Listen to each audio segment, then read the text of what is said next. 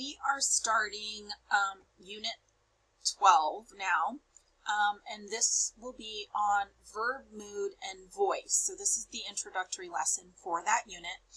So remember that every sentence contains at least one verb. If it doesn't contain a verb, it's not a sentence, okay? So it has to have a subject and a verb, right? So writers try to choose verbs that are specific, words that are precise, and express an actions relationship. So there's several things that verbs can express. It can express the time or the tense. Did it happen in the present? Did it happen in the past? Is it happening in the future? Okay. The subject of the sentence would be who's performing the action, right? So it would be active or passive voice. And then the attitude of the writer. So this is where the different moods come in: indicative, interrogative, imperative, conditional, and subjunctive. So those are the things that we're going to be covering in this unit. We are going to watch a video on verb, mood, and voice. Bear with this video, guys. It's just an introduction. It's not the most exciting video, I know, but it will give you some background information for what we're going to be covering in this unit.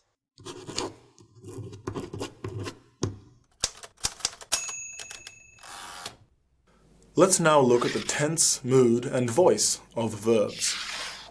Tense relates to the time expressed by the verb. There are three main tenses: past for things that have already happened, present for things that are happening right now, and future for things that have not yet taken place. Each of these three tenses can be further modified by four aspects. These aspects are simple for recurring actions, continuous for ongoing actions at precise moments, perfect for completed past action leading to present events, and perfect continuous for actions that have been or will have been going on until now or then, but ended or will end. Tense can also be further modified by voice, which we will be covering later in this lecture. The mood of a verb can be declarative, imperative, interrogative, or subjunctive. The mood of a verb depends on whether it is a statement, a command, or a question. In the sentences, "I like that cat," "Do you like that cat?" we see two examples.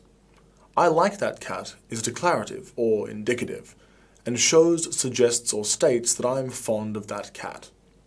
The second sentence, "Do you like that cat?" is interrogative, as I wish to determine your feelings on that particular cat. "Be kind to that cat" is a command, and therefore takes the imperative mood. Disregard imperative sentences at your peril. The conditional sentence, "If I were that cat, I would think myself lucky," is in the subjunctive mood. The subjunctive mood is of interest because some grammarians regard it as antiquated, but many writers still use it. The subjunctive mood is used for things that might happen, could happen, should happen, or that I wish would happen. These can include conditional statements, suppositions, wishes, demands, commands, suggestions, proposals, and statements of necessity. Some examples of the subjunctive mood include, "If only it were so," "If I were you," "Long live the Queen." The subjunctive mood affects the form of the verb. For example, am or was become were, is becomes be, and are becomes be. Additionally, singular verbs lose their s and es endings. Let's take a look at some other examples.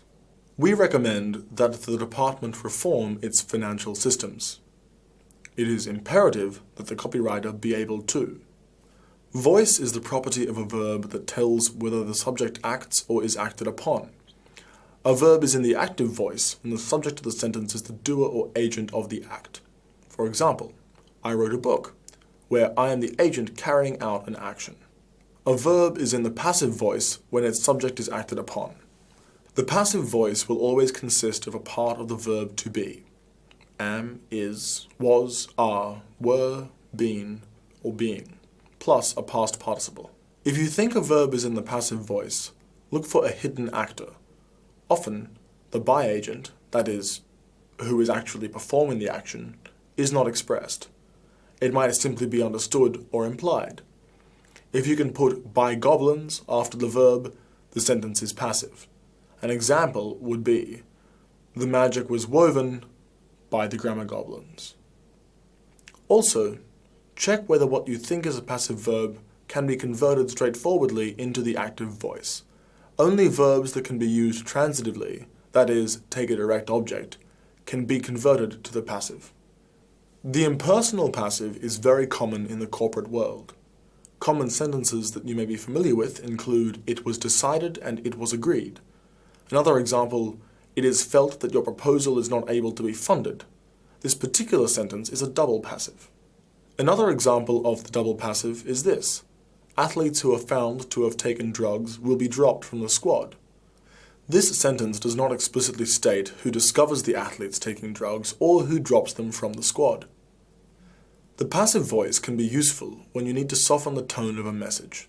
For example, it has been decided that your report needs to be reworked and resubmitted, or when you don't know who the agent is. Passive voice can also be used to avoid taking direct responsibility for something. This is called the exonerative passive. Here is an excerpt from the book Aqua Alta by Donna Leon that demonstrates the exonerative passive. Do you know if Signor La Capra is living in the palazzo now? Yes, he is. In fact, he's called us in a few times to take care of details that were overlooked in the last weeks of work. Ah, Brunetti thought, the ever-useful passive voice. The details had been overlooked. Scatallon's workmen had not overlooked them. What a wondrous thing was language.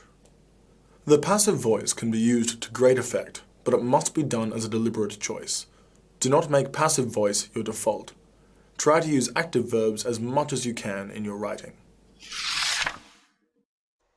Now remember, this video was just an overview, so I only took a few notes on this, just the main points. Under tense, that's where you express time, past, present, and future.